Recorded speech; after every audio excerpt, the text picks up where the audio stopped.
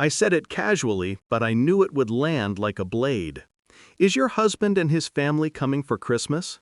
My daughter's smile faltered. It's just 15 people.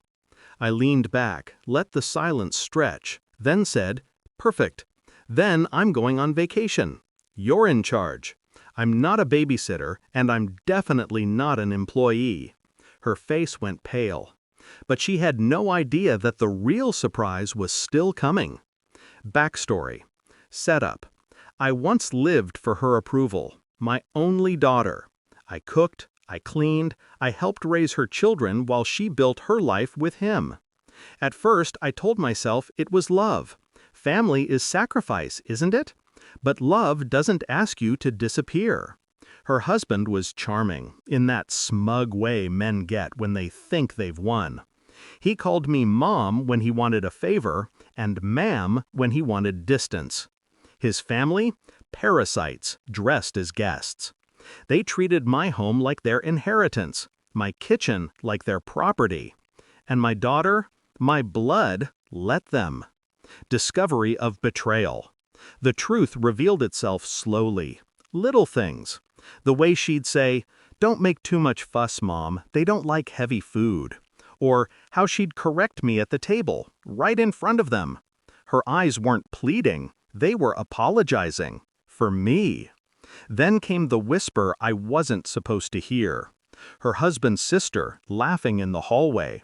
She's basically their servant. No wonder they let her stay in the house. I didn't break. I didn't argue. I stored it. And the final crack? A slip of paper, left on the counter. A schedule.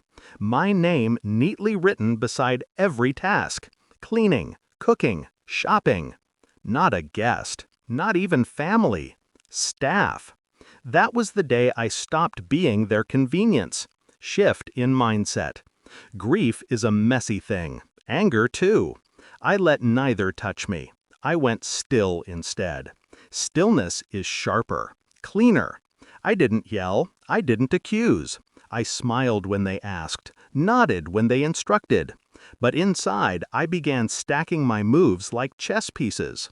They thought I was too old to start over, too weak to stand alone, too grateful for scraps.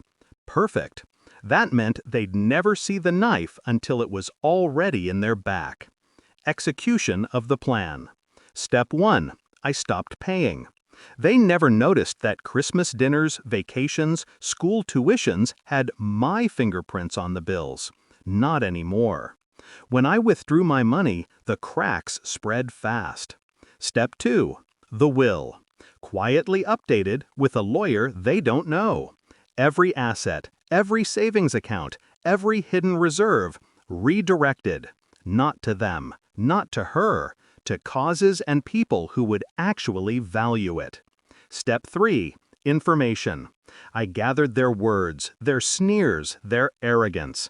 A recording here, a careless email there. Proof of exactly how they spoke about me when I wasn't in the room. Step 4. The trap. Christmas. The stage was already set. Climax and confrontation. So when she said, "It's just 15 people," I gave her the line that gutted her. Perfect. You're in charge. Her eyes widened because she realized I wasn't joking. I wouldn't cook, I wouldn't serve, I wouldn't play the role they'd cast me in. That night, the table was chaos. 15 guests waiting for dishes that never came. My daughter running between the kitchen and the dining room, frantic. Her husband's family frowning, whispering, wondering why the show had collapsed. And I sat there, calm, wine glass in hand, watching. When her husband finally snapped, "Why isn't dinner ready?" I looked him in the eye and said, "Because I don't work here." Silence. Shock. Then I reached into my bag and slid the folder across the table. Copies of the recordings, the will update, the canceled accounts. Their entire illusion of control, dismantled in black and white. "You've mistaken me for someone desperate," I said. "But the truth? You needed me, and now you don't have me." One by one, their faces drained of color. My daughters most of all. Resolution and emotional release. I left before dessert. No shouting, no drama. Just the sound of my own footsteps finally carrying me out the door. By morning, the texts had started. Accusations, apologies, bargains. I didn't answer a single one. Because revenge isn't fire. It's ice. It's the stillness of watching them choke on their own entitlement while you breathe freely. I am not their servant, not their safety net, not their victim. That Christmas, I gave them the only gift they ever truly earned: life without me.